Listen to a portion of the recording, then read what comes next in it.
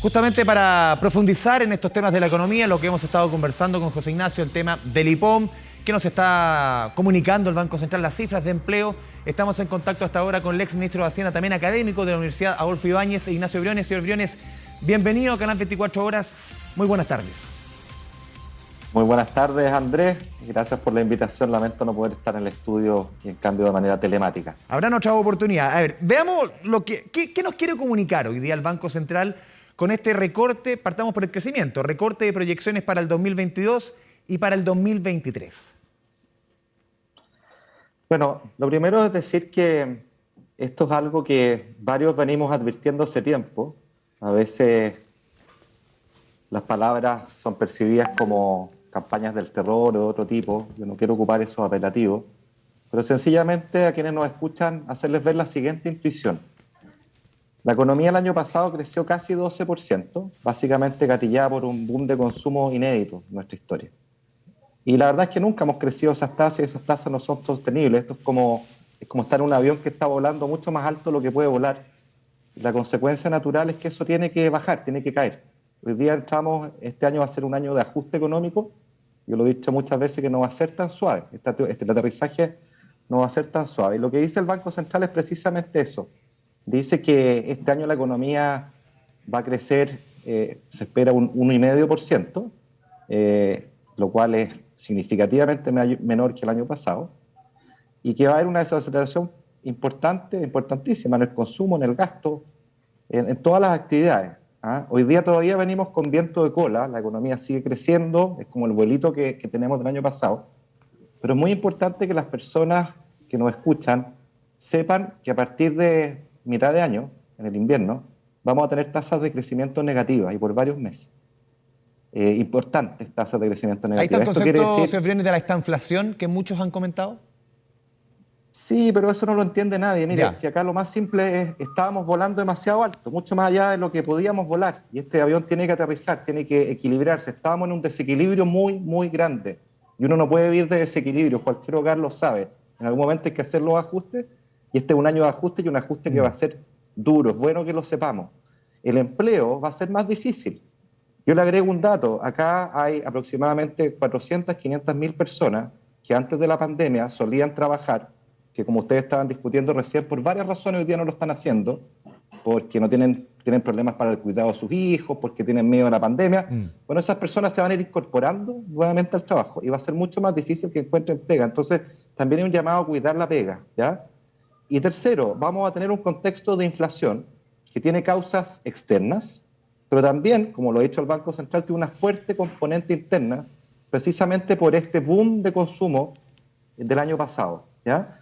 Y eso es duro porque le pega a los bolsillos de los hogares. Entonces vamos a tener un año bien difícil de ajuste, y agréguele a eso que no vamos a tener crecimiento en la inversión este año, vamos a tener probablemente una caída en la inversión el año próximo, y el año próximo la tasa de crecimiento va a ser aún más baja, incluso con una probabilidad que sea negativa en términos anuales. Entonces, el mensaje acá, se vienen 2 años difíciles, complejos, y mi llamado es a respaldar a las autoridades económicas a que hagan la pega que tienen que hacer, que es ingrata pero que es necesaria.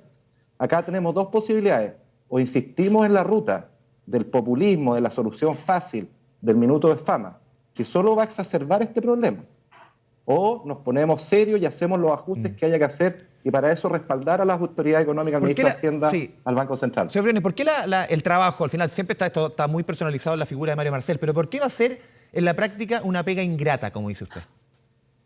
Porque la pega del ministro de Hacienda es ingrata, dígamelo a mí. Decir no. Uno tiene que decir no muchas veces, al igual que lo hace cualquier jefe o jefe de hogar en su casa. Cuando a un hijo le pide, papá, quiero que me compres esto, y uno tiene que decirle, no, sabes que no hay plata para eso. Hoy día estamos concentrados en esto, la prioridad es esto, así que vas a tener que esperarte. Y nuestros hijos se enojan con uno. Cuando uno es ministro de Hacienda tiene que hacer eso, pero con la plata de todos los chilenos, tiene que saber dónde van a estar las prioridades. El gobierno va a anunciar prontamente un paquete de medidas económicas precisamente para apuntalar el empleo, que yo creo que es la principal prioridad, pero va a tener que decir no en muchas dimensiones. ¿Por qué? Porque el año pasado gastamos lo que no teníamos. Tuvimos un aumento de la deuda impresionante, las deudas hay que pagarlas, y la verdad es que ningún país, ningún hogar puede vivir de prestado para siempre, si eso es una fantasía, y es muy importante que lo entendamos. Déjeme agregarle otro dato, porque uno de los temas que yo más escucho en la calle, cómo no, es el de la inflación. Las personas ven el día a día cómo les sube la cuenta al supermercado, el pan, va a subir la benzina, va a subir la parafina, va a subir el gas. Hay que ser súper sincero para decir esto. Y el gobierno va a tomar medidas para amortiguar, pero no para aplacar completamente esos efectos. Y hay una componente que viene, y seamos súper claros y responsables en esto, producto del exceso de plata que había el año pasado, básicamente por los retiros previsionales y también por las ayudas del gobierno. Yo, más allá de los números, quiero darles una sola cifra a las personas que nos escuchan. No cabe duda que la pandemia hizo que cayeran los ingresos de los hogares. Cayeron en 15.000 millones de dólares aproximadamente, en los 2 años. Pero la plata que se inyectó con los retiros más las ayudas fueron cercanos a los 90.000 millones, es decir, 6 veces más. Allí donde los ingresos cayeron 1, le metimos 6.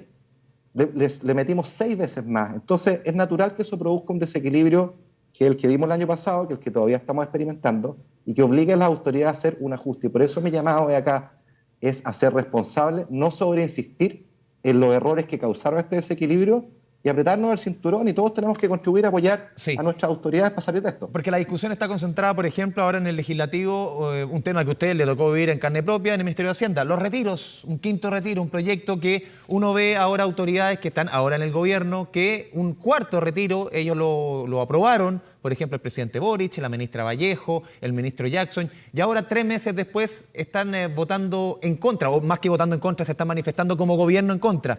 ¿Cómo ve usted justamente eso que yo le estoy graficando? Porque muchos han puesto el concepto, sobre todo en materia económica, otra cosa es con guitarra. Sí, mire, yo en esto siempre he tenido una pura línea y yo sé que a muchas personas les molesta y les molestó. Yo siempre me puse a los retiros porque señalé cuáles son los efectos que vamos a tener y eso es lo que estamos viendo. Siempre dije también que los retiros tenían no solo una motivación humanitaria, sobre todo tenía una motivación electoral, y lo que usted me señala es un ejemplo claro de eso. O sea, el ministro Grau, perdona que lo interrumpa, el ministro Grau dijo hace un par de días que la situación económica en diciembre era muy distinta a la de ahora. ¿Están así? No, si esos son chivas, esos son excusas. Yo creo que acá es súper importante ser súper hidalgo en reconocer los errores. Yo no tengo ningún problema en reconocer mis errores, siempre lo he hecho, también los aciertos de los equipos con los que trabajé, pero yo creo que es súper bueno decir, ¿saben qué? Como coalición hoy día de gobierno, que patrocinamos estos retiros, a sabiendas que eran malos, porque lo sabían, en privado te lo decían, nos equivocamos. ¿Sabe qué? Nos equivocamos, reconocemos el error. Reconocer el error es condición necesaria para no repetir el error. Y creo que lo fundamental es acá no repetir el error, porque esta historia termina mal. Ustedes estaban dando cuenta de cómo estos retiros no solo impactan en la inflación, en el bolsillo de las personas, también en los fondos de pensiones, en su valor, pero además en el crédito hipotecario, que se resiente, es más difícil hoy día comprarse una casa, las tasas están más caras, y también le pega a las empresas, a la pyme que quiere pedir un crédito, hoy día es más difícil y más caro. Entonces, eso al final se traspasa al sector real, a la actividad económica, y por eso hay que ser muy, muy cuidadosos con esto. Es momento de ponerse firme, serio, decir la verdad, reconocer los errores y apoyar a las autoridades económicas en la línea que están tomando. Usted lo acaba de decir, no tengo problemas en reconocer mis errores. Mirando a la distancia, en su rol fueron prácticamente 14, 15 meses como ministro de Hacienda.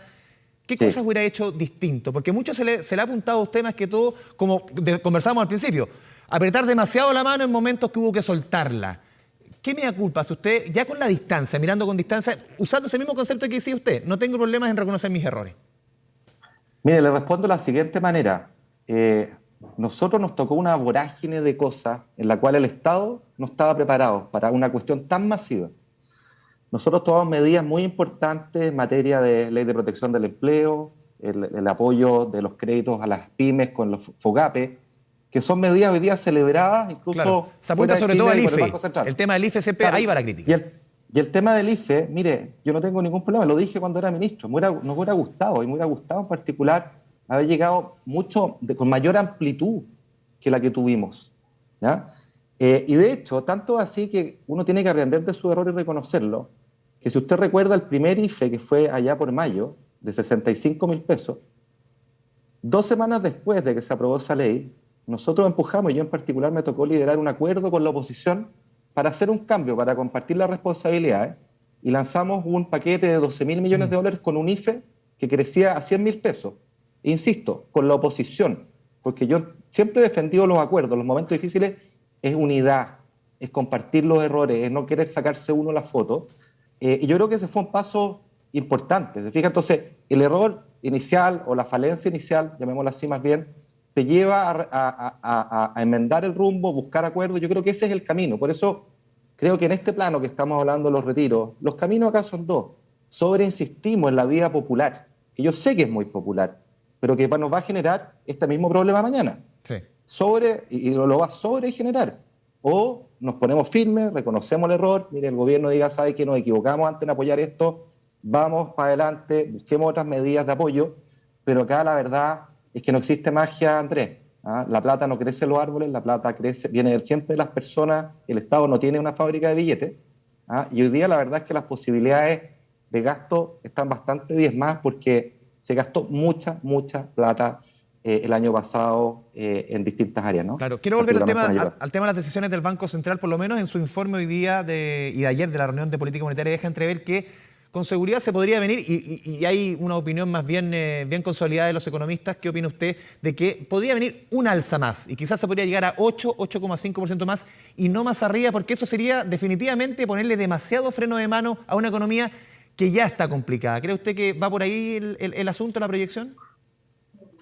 Mire, los economistas tienen esa tentación de tener la bola de cristal. A mí me carga no es fácil pronosticar con números, pero si uno puede diagnosticar las direcciones, ¿ya? La dirección que hoy día estamos viendo, de esta profunda desaceleración económica, entendámoslo, con un aumento de la inflación, en buena parte producto de los retiros, además del contexto internacional, con un alza que vamos a tener en el desempleo. Son cosas que a mí me tocó decirlas, las vengo diciendo hace mucho tiempo y están ocurriendo. ¿Cuándo iban a ocurrir exactamente? Uno no sabe, y en qué magnitud tampoco. Respecto a su pregunta, sí, yo creo que van a seguir nuevas alzas. ¿Sabe por qué? Porque la inflación es un impuesto tremendamente doloroso, particularmente para las personas que menos tienen, porque hace que su sueldo les cunda menos. Esa es la verdad. Entonces, por eso que la misión principal del Banco Central en Chile y en todo el mundo es combatir el cáncer de la inflación, porque es algo tremendamente gravoso. Y para eso no queda otra que hacer los ajustes, subir la tasa de interés, que hace que el consumo se encarezca. Lo grafico con un ejemplo. Si la tasa de interés que usted pone en el banco o a la cual le prestan es 1 ayer, y resulta que hoy día es 10, para ponerlo en esos términos, claro. Bueno, cuando era 1, para usted dice, ¿sabe que en realidad poner esta plata en el banco me la gasto en tal cuestión? O me pido un crédito de consumo para comprarme tal cosa. Hoy día que la tasa es 10, ¿no es cierto? La piensa 2 veces y sabe que esta plata mejor no me la gasto, la guardo en el banco, o no voy a pedir este crédito de consumo porque está muy caro. Esa es la lógica en simple de la tasa de interés, porque es el instrumento de política monetaria para controlar la inflación y frenar el gasto, que es el problema que tenemos hoy día. Señor Frioni, en este escenario, con los números que entrega el Banco Central, estas proyecciones, sobre todo estos primeros 2 años, que van a marcar la primera etapa, la primera mitad del gobierno del presidente Boric, ¿cómo es usted justamente ese programa reformador? En la pega que también va a tener Hernán Frigolet, en una reforma tributaria que ya se han ido alcanzando los números, que podría alcanzar un 4% de acuerdo a las proyecciones del gobierno en 4 años, no 5 porque se descuenta lo que se acordó por la PGU. También el tema laboral en las 40 horas, también el sueldo mínimo que podría llegar, en las proyecciones del gobierno, llegar a 500.000 pesos en 4 años. ¿Cómo ve esa triada de alguna forma, que es como la base en materia económica? Le dejo de lado el tema de reforma de pensiones, que es la más importante, pero en esto, sí, como discusión, por lo menos coyuntural, se ha puesto el gobierno un plan para este año. ¿Cómo lo ve en esta coyuntura? Mire, con prudencia. Las campañas políticas tienen una característica que a mí nunca me ha gustado, y quizás por eso soy mal político, que es sobreprometer. Decir que voy a hacer muchas y muchas cosas, y las personas de buena fe atienden a esas promesas, y después, cuando no se cumplen, se produce la desafección, el desencanto, el enojo. El gobierno del presidente Boric tenía un programa muy maximalista, no va a poder hacer todas las cosas que ahí están, digámoslo con mucha claridad. Y en algunas de las reformas emblemáticas, como las que usted señala, la actual situación económica las va a hacer más difícil. ¿Cómo cuáles, por ejemplo? Mire, yo diría que todo el tema de la discusión de salario mínimo, ¿quién se podría oponer a que los salarios mínimos subieran? Hay que ser súper cuidadosos, porque, como yo le decía, vamos a tener una actividad económica que va a tener un aterrizaje bastante forzoso y vamos a tener presiones de desempleo. Entonces, acá lo fundamental es las pegas. Es muy importante entender, Andrés, que el salario mínimo no lo paga el Estado, lo pagan los empleadores, los pagan las pymes. 3 de cada 4 trabajadores y trabajadoras que reciben el mínimo están en pymes. Entonces la pregunta es, ¿están capacitados para pagar 500.000 pesos en un momento de desaceleración económica y de presiones al desempleo? Se buscaba justamente que el Estado aborde parte de ese aumento para las pymes. Hay que abordarlo, siempre se ha abordado, pero mire, yo le doy un ejemplo. 500.000 pesos al final de los 4 años, con el mismo poder adquisitivo, es decir, ajustándolo por la inflación, porque esa es un poco la idea, ¿no es cierto? Llegar a ese punto supondría multiplicar por 4 veces el ajuste anual histórico que se ha hecho en el salario mínimo en nuestro país.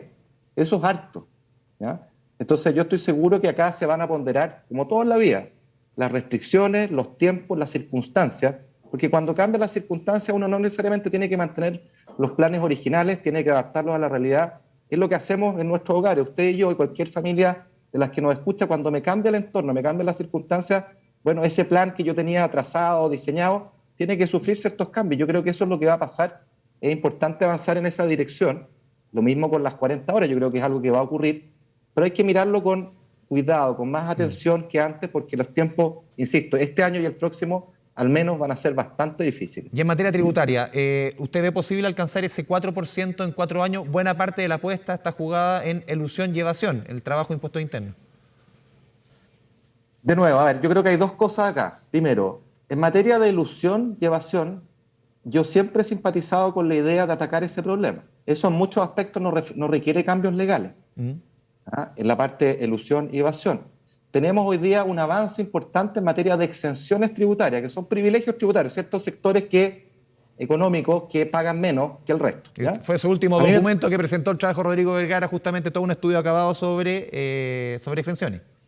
A mí me tocó, claro, avanzar en eso y dejar hecho esa pega que facilita, me voy a mover porque me llega el sol, perdón. Sí. Se veía medio oscuro. Porque que facilita los acuerdos políticos. Fíjate, entonces, eso yo creo que está bien avanzado y es bienvenido que se avance en esa dirección. Después hay otros temas en la reforma tributaria, tienen que ver directamente con subida de impuestos en otras áreas. El gobierno no ha presentado bien en qué área. Yo con todo veo difícil 4 puntos. Yo sí concuerdo con que Chile necesita recaudar más en el futuro. No soy de aquellos que dicen, no, acá no hay que subir nada, por una razón muy sencilla, que es la que discutíamos antes. Hoy día tenemos una pesada mochila de deuda y tenemos un déficit fiscal, y las deudas hay que pagarlas y ningún hogar ni ningún Estado puede vivir de prestado. Necesitamos más recursos. Segundo, tenemos reformas sociales importantes que financiar y eso requiere más recursos. ¿Se fija usted? La manera irresponsable de hacerlo es no teniendo esos recursos y endeudándose, pero las deudas que pagan, lo responsable es más recursos. Pero al mismo tiempo, que concuerdo con eso, creo que esta es la oportunidad para hacer un verdadero pacto tributario. El presidente Boric y el ministro Marcel lo han señalado, yo lo entiendo, y es lo que hemos planteado, es lo que yo mismo planteé en mi candidatura presidencial, la idea de, ¿sabes qué?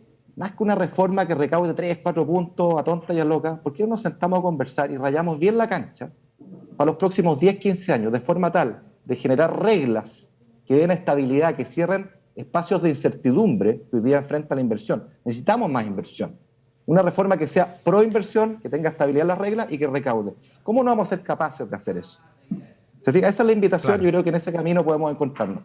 Por último, señor Briones, ¿cómo ve usted, me imagino que lo habrá leído, la decisión de la Comisión de Derechos Fundamentales respecto y la aprobación de esta norma sobre el rol del Banco Central? Son varios cambios que se están haciendo desde cómo se eligen los consejeros, cómo se elige el presidente, incluso con potestades del legislativo de poder sacar a alguno de los consejeros, sale el rol del presidente de la República, también hay varios cambios bien profundos, incluso coordinaciones con el Ministerio de Hacienda, que hoy día Mario Marcel dijo, esas coordinaciones existen y han existido siempre. ¿Cómo ve usted lo que se está discutiendo respecto a un tema que es de los que más prende la discusión en materia económica en la convención, que es el rol del Banco Central? Mire, hay un dicho famoso, lo tienen los gringos, los americanos, que dice, si no está roto, no lo repare. El Banco Central es de las instituciones más valiosas que tiene nuestro país. Ha tenido un rol ejemplar en el combate contra el cáncer de la inflación. Lo que pasa es que lo damos tan por hecho que no lo valoramos. Esto es como prender la luz. Estamos tan acostumbrados a que prendiendo el botón se prende la luz que no sabemos todo lo que hay detrás. El Banco Central ha hecho una pega extraordinaria y es reconocido mundialmente por la excelencia de su trabajo, ¿ya? Eso es lo primero. Entonces, combate la inflación, fundamental. Lo que ha hecho el Banco Central con su autonomía, con sus reglas, ha funcionado y ha funcionado bien. En consecuencia, creo que cualquier cambio, cualquier innovación que se quiera hacer acá tiene que mantener el corazón de lo que es la estructura actual. Creo que en el debate que hemos escuchado en la convención es importante siempre separar lo que ocurre en las comisiones, en todas las comisiones, donde salen cosas a veces realmente disparatadas, de lo que finalmente se acuerda en el Pleno. Yo espero, honestamente, Andrés, que lo que mantengamos de manera muy robusta es la autonomía, es decir, esto es una muralla china respecto al gobierno de turno en términos de que la política monetaria se ponga en función de la política de los gobiernos, porque ahí se confunde todo y nuestra propia historia nos muestra que eso nos lleva al desastre. En los 70, bajo el presidente Allende, tuvimos una hiperinflación. No queremos eso, no queremos tener inflaciones altas. Argentina no tiene Banco Central independiente de facto, tiene niveles de inflación oficiales arriba del 50%, la verdad es que es mucho más allá. Entonces, mantengamos esa autonomía, mantengamos esa separación, dotémoslo de la excelencia que tiene su consejo, que ha funcionado bien, y de un staff extraordinario que es reconocido mundialmente. Creo que eso es lo fundamental, y al mismo tiempo, Andrés, a propósito de los retiros, y como escuchaba el ministro Marcel, en términos de la inestabilidad financiera, el Banco Central juega un rol fundamental en asegurar el normal funcionamiento del sistema de pagos internos y externos. Es decir, tiene un rol en prevenir las crisis financieras a partir de los instrumentos de liquidez que él dispone. Creo que ese también es un segundo rol crucial a mantener. Prefiero yo no adelantarme a lo que salga de esa discusión y prefiero centrarme más bien en aquellos aspectos fundamentales que son los que hoy día existen, que es lo que hay que mantenerlo, porque si no está roto, no lo repare. Y respecto, por último, sacando el tema, lo que acaba usted de explicar, el tema del Banco Central, usted en un foro la semana pasada que coincidió con varios exministros de Hacienda, Felipe Larraín, Rodrigo Valdés, casi todos coincidían que la mayor preocupación para este año apunta justamente a lo que decida, a lo que elija, a lo que salga de la convención. ¿Por qué? No cabe duda que hoy día hay mucha incertidumbre, Andrés. Tenemos dos incertidumbres, diría yo, es lo que planteé en ese seminario. Una inmediata, que tiene que ver con el desorden parlamentario, este parlamentarismo de facto, que es el que ha estado operando en los últimos 2 años, y que promueve medidas inconstitucionales y muchas veces populistas, sin medir cuáles son las consecuencias. Los retiros son el mejor ejemplo de ello. 1 minuto de fama, una cuña, una aparición en la tele, una reelección, bastan para que se impulsen estas medidas con consecuencias como las que estamos viendo. Pero no son las únicas, hay otras medidas de este parlamentarismo de facto que se instalan. Y eso es malo para la expectativa económica, es malo para la economía y genera incertidumbre. La incertidumbre es lo que tenemos que aplacar. Ese es uno de los desafíos mayores del ministro de Hacienda y hay que respaldarlo en aquello. Y lo segundo es más estructural, tiene que ver respecto a la convención, porque la convención lo que está diseñando son nuestras reglas de convivencia futura. Yo siempre hago la analogía, estos son como los pilares o la estructura de una casa, ¿ya? Y luego las terminaciones de la casa, el color de la pared, ¿no es cierto?, la decoración de tal parte, lo hacemos a través de la ley. Si la estructura queda mal hecha, no dura en el tiempo, si la estructura no es inclusiva, bueno, no vamos a tener una casa donde todos quepamos y una casa que pueda durar estos tiempo. Eso es lo que está en juego acá y la verdad es que a mí me preocupa muchísimo porque yo, al igual que 8 de cada 10 chilenos, voté a prueba en el plebiscito de entrada, apostando, ¿no es cierto?, que pudiéramos tener un buen texto que generara esta estructura duradera, inclusiva, y lo que vemos es que eso es lo que no está pasando. Por lo tanto, quienes votamos a prueba, bueno, teníamos también la opción de, si no hay un texto que creamos bueno para el país, rechazar, y creo que ¿usted iría es una por el opción rechazo? No, mire, yo siempre prefiero ver los textos finales, ¿ah? Pero lo que he visto hasta ahora, honestamente, me preocupa en materia económica, me preocupa en materia de derecho de propiedad, pero me preocupa sobre todo en una cuestión, y perdone que me detenga acá, es quizás la menos sexy, la menos atractiva para quienes nos escuchan, que es el sistema político. Y le voy a explicar por qué. Porque yo estoy seguro que quienes nos escuchan están cansados de ver todos los días las peleas, los tironeos, los blocajes de izquierda y derecha en el Congreso sin que podamos avanzar en reformas que el país necesita. Dicen, ¿por qué estos señores no avanzan? Y ahí viene la desafección, ahí viene que el desprestigio de la política es enorme. Entonces necesitamos reglas que incentiven la cooperación y den gobernabilidad a Chile, reglas que incentiven los acuerdos, esa pecaminosa palabra, acuerdos. Eso es lo que necesita el país y las reglas que hoy día están dibujando en el sistema político, a mi juicio, van en la dirección contraria, nos van a hacer tener un sistema más fragmentado, más difícil de gobernar y por lo tanto un sistema que va a ser más difícil lograr acuerdos y coordinaciones que nos permitan avanzar en las reformas que Chile necesita. Esa es mi preocupación pensando en el futuro de Chile. Ignacio Briones, exministro de Hacienda, le agradecemos este espacio con Canal 24 Horas. Muchas gracias. Muchas gracias, Andrés. Buenas tardes. Saludos a todos quienes siguen esta transmisión. Muy buenas tardes. Son las